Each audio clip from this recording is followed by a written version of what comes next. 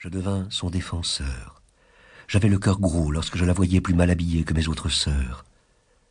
Quand le maître d'écriture la grondait, ou lui donnait des coups de règle sur ses doigts enflés par les engelures, je me jetais furieux sur le maître. Si on la punissait, il fallait abréger la pénitence, ou consentir à entendre mes éternels pleurs. Mon cœur saignait de l'injustice dont ma Lucille était l'objet.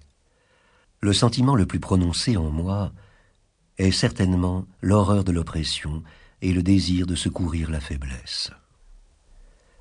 Ce désir m'a souvent compromis, car il m'entraîne d'une manière irrésistible. Voilà pourquoi les triomphes du méchant, loin de me faire céder, m'ont constamment porté à la résistance. Plus le crime obtient de victoire, moins je capitule. Il m'a quelquefois tenu la baïonnette sur la poitrine, et a mis ou ma vie ou ma fortune au prix de mon silence. Mais j'ai toujours, comme d'Assas, crié à ceux qui me suivaient, « À moi, c'est l'ennemi !» Je croissais donc sans étude dans ma famille.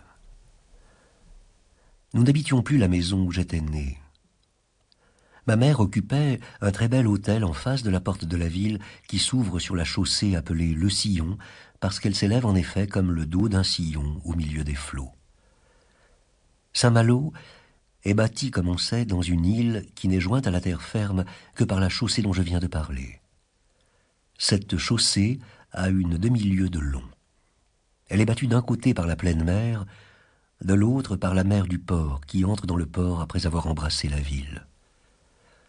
Quand la mer est basse, le port reste à sec et sur le côté de la pleine mer se découvre une grève du plus beau sable.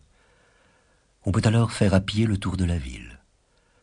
On voit au près et au loin des forts bâtis au milieu de la mer sur des rochers, des îlots déserts, des récifs et des écueils. La ville est ceinte de murs divisés en grands et en petits murs, sur lesquels on se promène, et défendue par un château de construction demi-gothique, ouvrage de la duchesse Anne. C'est sur la grève du côté de la pleine mer, entre ce château et un fort appelé le Fort Royal, que se rassemblaient les enfants de la ville. C'est là que, conduit par ma bonne ou par un domestique, j'ai été élevé comme le compagnon des vents et des flots. Mon grand plaisir était de lutter contre les tempêtes ou de jouer avec les vagues qui tantôt se retiraient devant moi, tantôt couraient après moi sur la rive. Une autre grande occupation était de bâtir avec mes camarades des monuments de sable que nous appelions des fours. Ils étaient plus ou moins vastes, plus ou moins beaux, selon la force ou le goût des architectes. Notre joie était extrême, lorsqu'à la mer montante, nous voyions s'approcher le premier flot pour envahir nos retranchements, comme Neptune lorsqu'il attaqua la muraille des Grecs. Souvent, nous ménagions des ouvertures souterraines par où l'eau entrait dans l'intérieur de nos murs avant de les avoir renversés. Le second flot sapait la base du monument qui disparaissait au troisième. Combien de fois depuis cette époque ai-je cru bâtir pour l'éternité des châteaux qui se sont plus vite évanouis que mes palais de sable. L'éducation reçue par l'enfant ne fut pas particulièrement tendre, mais Chateaubriand n'en veut pas à ses parents. Tels furent les jeux et les premiers attachements de mon enfance. Je ne sais si une éducation aussi rude est bonne en principe, mais elle fut adoptée par mes parents sans système et seulement par une suite naturelle de leur humeur. Ce qu'il y a de certain, c'est qu'elle a pu donner à mes idées quelque chose de moins semblable à celle des autres hommes.